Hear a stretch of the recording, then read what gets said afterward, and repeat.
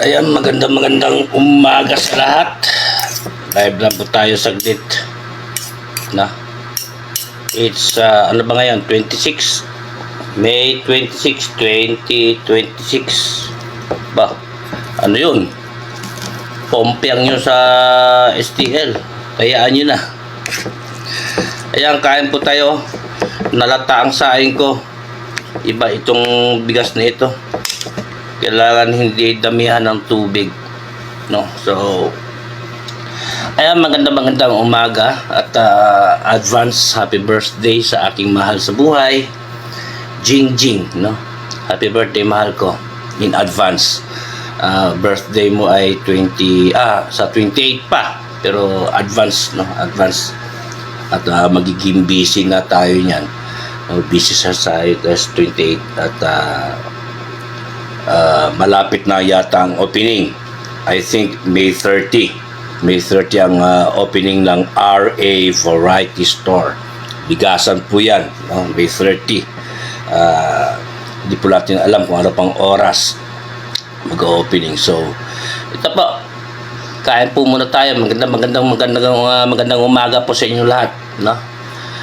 Kubad na po tayo, sobrang alinsangan, sobrang init.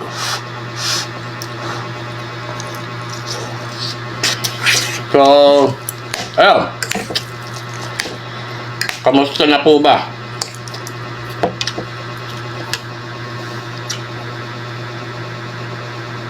Kamusta na ang Pilipinas? Marcos to Marcos na po ang naglalaban. Mamaya po,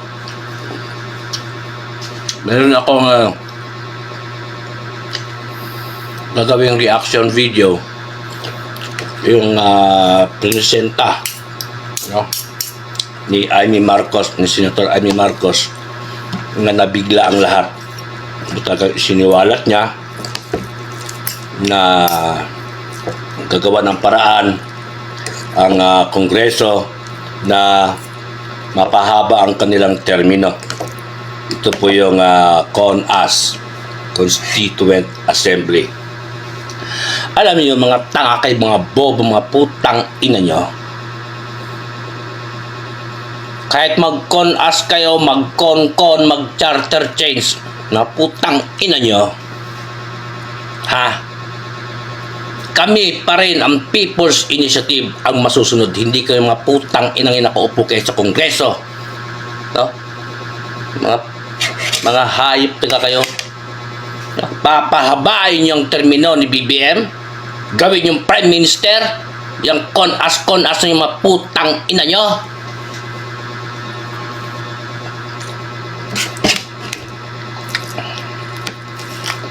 Mas palagay ninyo, hawak nyo ang gobyernong ito, tanga. Nasusuhulan nyo lang ang mainstream media, PNP at ang AFP. Supposedly ang AFP ang nagtatanggol sa atin, pero saan ngayon? Wala, dahil nababayaran ang AFP. Tining yung brother namin sa Taogama po yan, si Melvin Matibag. Pero siya ang sumira ng imahe. Mas lalo niya pang sinira ang imahe ng Taogama o Triskelion. Grabe ang pagkatuta. Yung brad namin sa Triskelion, si Atty. Melvin Matibag. Alam mo bro, huwag ka masyado ano yan, kay Bongbong Marcos. Paparihasin ka lang yan sa ginawang pagkatuta ni General Torre.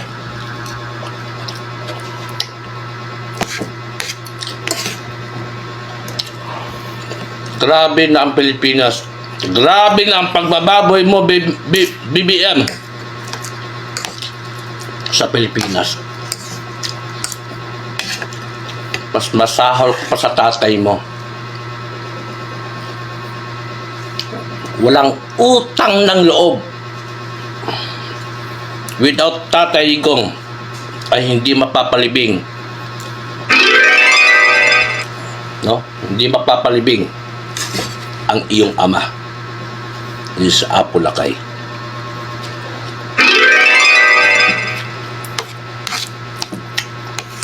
Grabe ang iyong pagkaganid o paglanakaw sa taong bayan. Ang mga kongreso nga nabigyan ng maleta ay hindi napapansin. Ang putang ina. Masyado kayo namumulitiko. Gusto nyo ma-impeach si Inday BP Sara. Sa buong 3 taon, pagkaupo mo BBM, wala ka nang ginawang tama. Kundi sa mga Duterte na lang kayo nakatutok.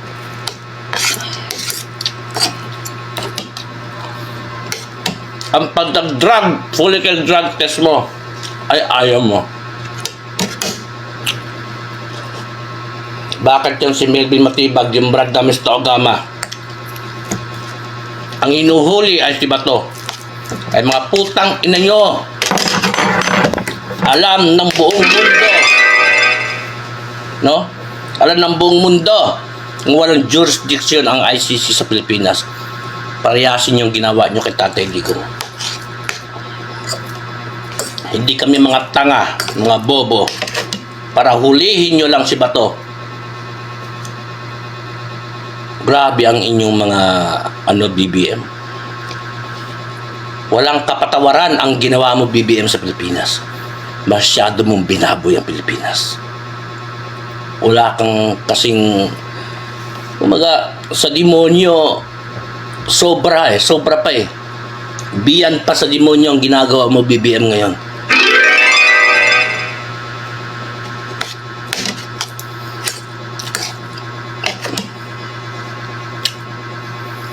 Hindi ka karapat-dapat na mamumuno ng Pilipinas. Pag kontra sa inyo, hinuhuli nyo, kinukulong nyo. Bakit? Martial law na ba? BBM? At pinapahuli mo ang against sa iyo. Nagsasalita. Kami mga political blogger, hanggang saltaan na lang kami. Yun na lang kami ipaglalaban. Tapos ikukulong nyo pa, ipapahuli nyo dahil ayaw nyo marinig ang aming naramdaman, mga pukinang ina nyo.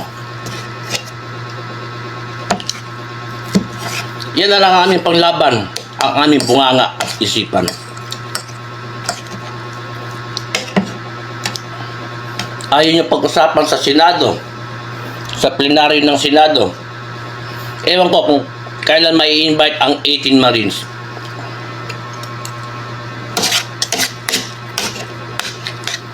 Tapos ngayon, nagbabalak kayo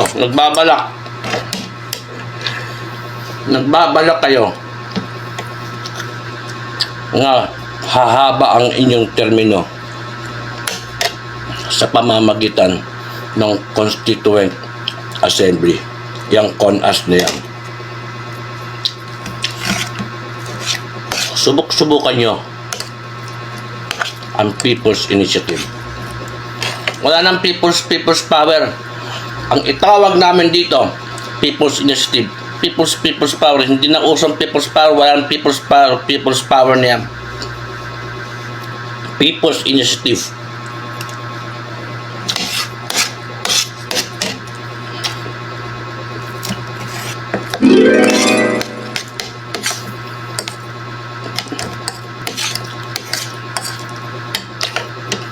Pilit nyo ulihin o dakpin si Saldico. Dapat ikaw BBM ang may cyber libel, hindi kami. Nagbabadita ka nga nahuli mo na si Saldico. Nag-announce ka pa, nagpa-press conference ka pa. Fake news. Dapat ikaw ang masabi yung libel. Ikaw ang dapat makulong. Dahil ikaw ang fake news.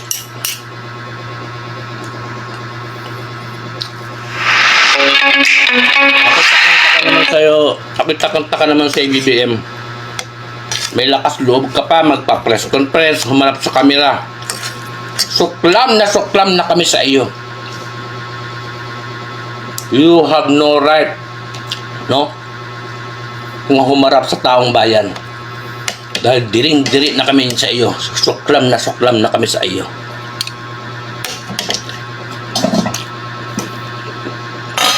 Sa pagkababoy mo sa Pilipinas,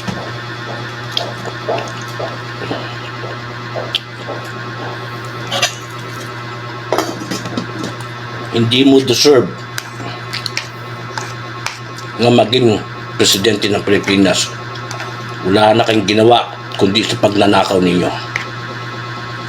Ebidensya, ang dami ng ebidensya. Pero pilit nyo dinideny. Pero sa lahat ng ebidensya ay automatic na yan. Yung mga hawak nyo sa leeg, mga kongreso, mga pisting yawa, ang mga yan, may hangganan din kayo. Kagaya ni Eli Santiago ba yan? Eli San Fernando.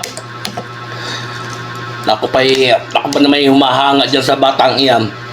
Kung yung pala bumaliktad din, nag-yes siya sa impeachment ni VP VP Sara. Ikaw Eli, Con Eli San Fernando, tama na. Tama na yung matapangan mo sa mga manggagawa. Isa ka rin palang taksil na kongresista. No, wala ka ng live. Sobrang tapang mo sa manggagawa, ay pinatanggol mo ang manggagawa. Pero isa rin palang lalayunin mo. Isa ka rin palang BBM na tanga ka.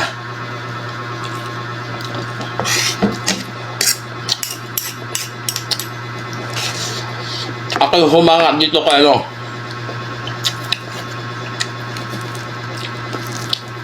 ex-governor Ramil Hernandez.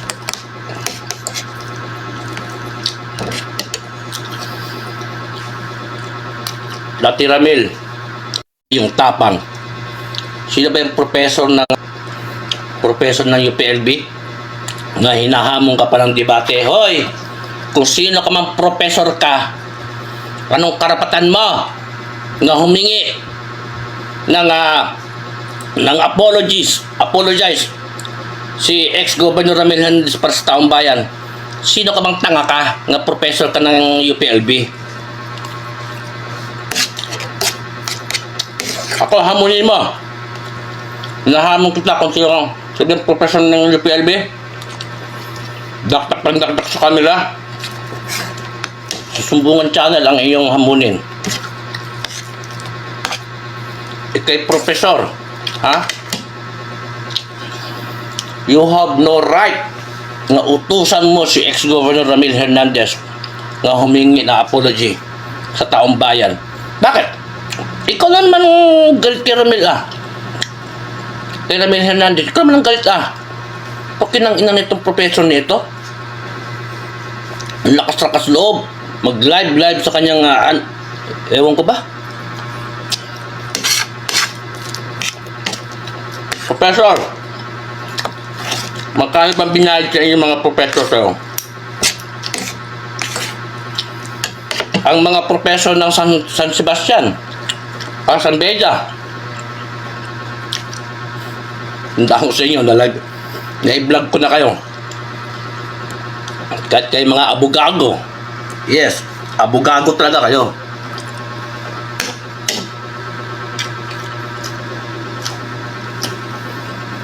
Nagbigay ng karangalan ang mag-amang Duterte sa San Beda. Nadyan sila nag-aral at pinagmalaki ang San Beda. Tapos ngayon sasabihin nyo, binayaran lamang ang PRC ang bara Ang bar, yung mga samahan ng bar. Si bang tanga na babayaran ni BP Sara. Sino ba sila noon para bayaran ng PRC o mga samahan ng mga abogado? Malabo mangyari yung sinasabi ni Madriaga.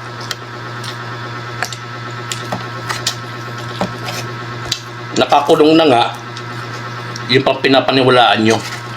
Ang galing nyo. Ang galing nyo magmanipula sa mga bobong tao. Kaming mga DDS supporters, hindi nyo kami mapapaikot, mga putang ina nyo. Sabi ko dati, ayaw ko na magmura. Diba? Sino bang hindi makapagmura sa ginagawa ng Marcos regime administration nito? Grabe na BBM pagkababoy mo sa Pilipinas. Tama na. Sobra na ang pagnanakaw nyo sa kaban ng People's Initiative.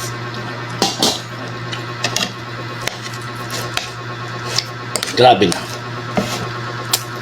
Hindi namin alam kung paano ka namin mapapalaya sa Malacanang dahil ginagamit mo ang men and uniform. Hindi na nga mangyayari yung people's power. Malabo na mangyari yung people's power. May bago ngayon itong People's Initiative at kami yon. Kami lang ang may karapatan magpabago ng batas. Yung kagaya ng ginagawa niyong CONAS, Constituent Assembly. Kayo ang batas? Bakit? Ang taong bayan. Ano ba kami? Kami ang nagpapalamon sa inyong mga putang ina nyo. Tapos kayo gagawa ng batas? Ba't ayaw nyo munang isang guni sa People's Initiative bago nyo baguhin ang saligang batas 1987 Constitution? Tapos ngayon babaguhin nyo ang batas? Mga putang ina nyo. Tigilan nyo.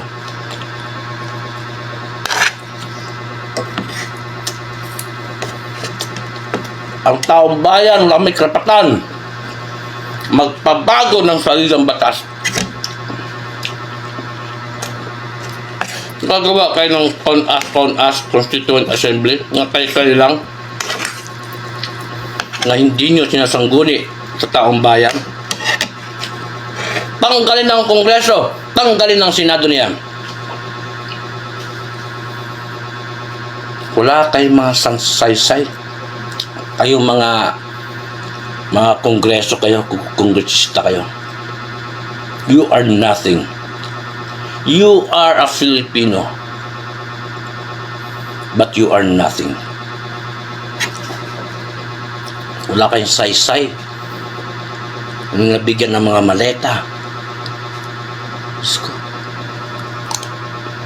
Pinapakain nyo sa pamilya nyo galing sa nakaw. Hindi na kayo nakakonsensya. Sabagay, ang mga magnanakaw talaga, wala namang konsensya yan. Kahit murahin natin mga yan, wala na yan. Ang malaga sa kanila, may pera sila. Tayo nagugutom. Pagkain ng flood control. Sila ang nabubuhay. Ang mga mahihirap na babahaan. Sila umaab ng iba-ibang bansa. Grabe kayo. Kailan pa kayo magkakandamatay, mga pisting yawa kayo?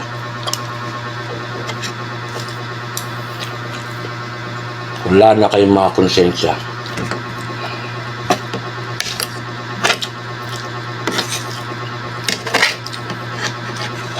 Kami ang nagpapalamon sa inyo. Tapos kami ang inyong kinakawawa. At tanggalin yung bat-bat niyan. Lalo na yung Meralco na yan. Grabe kayo. Yung mga isa kayong oligarko. Kayong mga mayayaman sa Pilipinas, mga oligarko kayo. Meralco. Grabe ang pahirap sa taong bayan.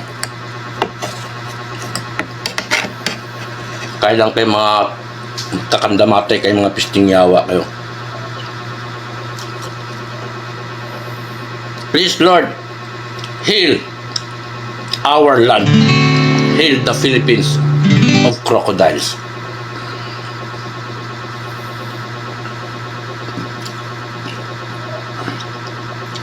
Ano kaya mangyayari sa Senado? Sila Lacson, sila Soto. Grabe. Grabe ang kanilang bilang alipores ni DBM. Grabe ang kanilang ginagawa. Salamat sa iyo, Senator Amy Marcos. But, siyempre, blood is thicker than water. Mahirap. No, mahirap.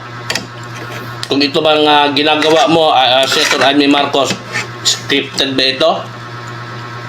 O inyong pero we believe in you. Nga diretso, you are in the right path. Nga hindi ka bibitaw sa mga Duterte. Ipinaglalaban mo si Inday BP at si Tatay Digong. Sana diretso ka. Dahil alam mo sa sarili mo nga adik ang kapatid mo. Pero kahit NBI, kapulisan, AFP ay walang tumilos para pagpilitan ng iyong kapatid ay is full little drug test, pero wala talaga nakakagawa. He's so powerful. Kaya wala kang magagawa. Mag-isang taon man lang magrarally ang mga DDS supporters, wala ko tayong magagawa. Ultimo boses natin ay kanilang pinipigilan. Mamaya papakita ko sa yung footage na ginawa ni Senator Amy Marcos sa kanyang komentaryo sa Senado, I think last 2 days. Hindi na po magtatagal sa Sumbungan Channel.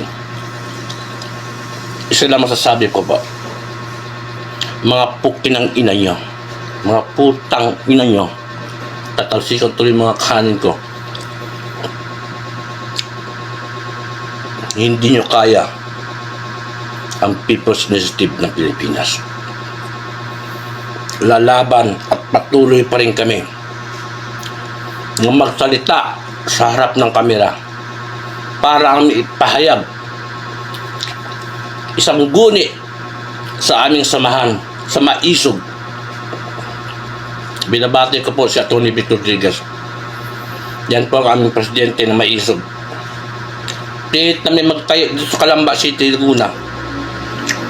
Pilit naman kami pinipigilan ng mga pistingyawa, ng mga alipores, ng mga BBM sa Calamba City, Laguna. Pero hindi kami titinag.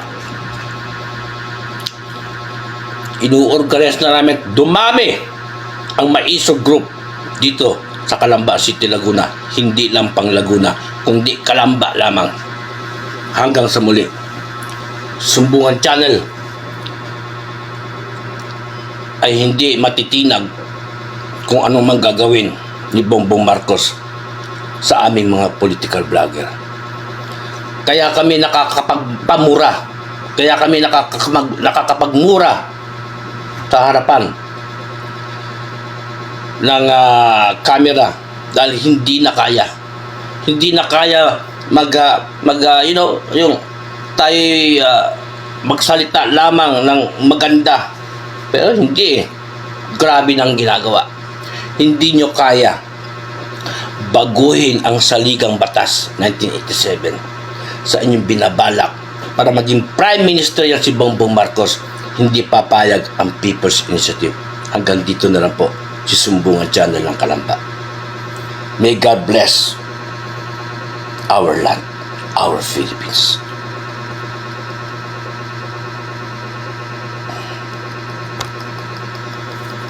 Bakit nagpalit ng liderato sa Senado? May I be allowed to humbly move to declare all seats vacant, Mr. President?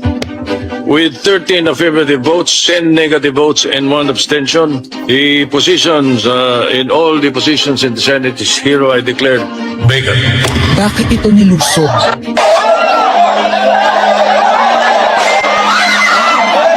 Bakit patuloy ang pananakot? Talagang garapalan, obvious, iniisa-isa ang majority. Bakit may panggigipit? Pinakakasuhan ng Ombudsman si Senator Rodante Marcoleta ng plunder at indirect bribery. Bakit may pambabaluktot ng kwento? Nililito nila ang publiko. Ang kainan ay naganap alas 4 ng hapon. Ang barilan alas 7. Nagmamalaking lang may nangamusta na si Camille Villar ang unang nag-update. Saka sila nagsiretry. Last convo, 4 p.m. Next chat, 10 p.m. Bakit may demolition job? Bakit may pait? Bakit hindi matanggap? Napakaraming bakit. At narito ang mga sagot. Pero bago ang katotohanan, wasakin muna natin ang kasinungalingan. I, Alan Peter Schramm Cayetano, having been elected to the position of Senate President, Hindi nagpalit ng liderato para sa impeachment. Hindi totoong pinapakalat ng mga nabulaga. Ito this time, medyo nagkabulagan. Ang impeachment ay labanan ng numero. Hindi ang mga Duterte aligned ang dapat mangamba, kundi ang mga sa umpisa pa lang ay may hatol na. Ang sinasabi, sir, ng ibang mga kritiko, itong Senate leadership shake-up ay tungkol lang daw sa impeachment. Lahat na i-connect. As I told you, may 12 kami. Si Bato is 13. So kahit nawala naman siya, ang pinag-uusapan dito is whether or not you will be able to get 16 votes. Hindi siya ang pagmumulan ng 16 votes. Wala siya doon eh. 12 kami. Bakit kami magkuku? Eh, may 12 na kami kung ang pinag-uusapan lang natin eh, impeachment. Actually, 9 lang ang kailangan para ma-dismiss. Yes, 12 kami. So it's more than the required votes. But that's not the point. Ang ano kasi, pinipilit nilang i-connect doon. Kaya ako natatawa. Where is the connection there? Gusto pang ipa-inhibit ang mga tinatawag nilang Duterte-aligned senators. Nananawagan pa ng partial kuno at pagiging patas. Pero sa publiko, may mga pahayag na hindi makakatakas. While VP Sara is in power, the threat of a full-blown Duterte comeback is still a very real and present danger. Bakit ganito ang desperasyon? Bakit hindi maikubli ang gigil? No. Bakit natataranta ang lahat? Mr. Speaker, I move to endorse to the Senate the resolution setting forth the articles of impeachment. Narito ang pagsisiwala. Noong April 22 sa Soler, nagkita si Tito Soto at House Speaker D para pag-usapan kung ano ang papakialaman sa 1987 Constitution habang nakaupo si Bongbong Marcos. Kasama ni House Speaker D ay si South Cotabato Congressman Ferdinand Hernandez. Kasama ni Soto ay ang dating Senate Secretary na si Mark Mendoza. Konas ang gusto nilang mode ng charter change. Muling isinusulong sa Kamara ang charter change o pag-amyenda sa konstitusyon sa pamamagitan ng Constitutional Convention. Is something big brewing inside the government to claims of a possible no election scenario. Ang pag-aamyenda ng konstitusyon sa pamamagitan ng Constituent Assembly. At para makakuha ng suporta sa Senado at sa Kongreso, ito dapat ang mga nilalaman. Dapat ma-extend ang termino ng mga senador at congressmen na mawawala na sa pwesto by 2028. Ang eleksyon sa bawat senador ay magiging by region.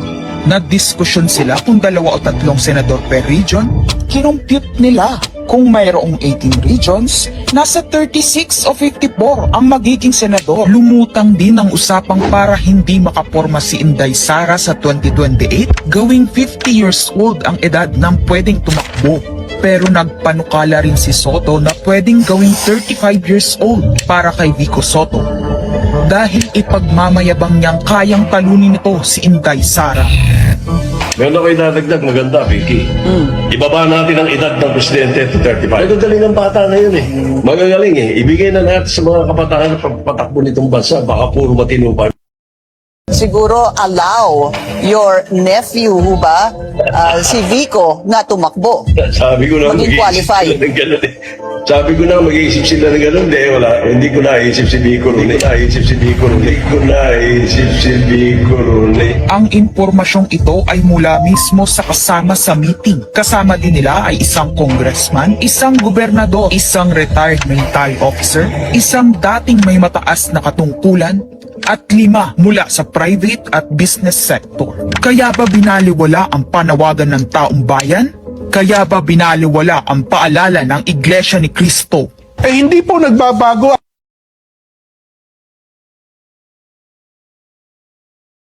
sa impeachment. Kaya ba nagtatapang-tapangan ang mga umaastang bida sa ginagawa nilang tunay na drama? Kaya ba nila lang eleksyon na magaganap? Hindi po kami natatakot sa susunod na eleksyon. At ang boto sa impeachment ay refleksyon ng boto sa pagsira sa 1987 Constitution. Pabor ang karamihan sa mga pagbabago sa saligang batas, lalo na sa usaping ekonomiya. Ngunit kung papakialaman ng iilan ang konstitusyon para maghari-harian at para sa pansariling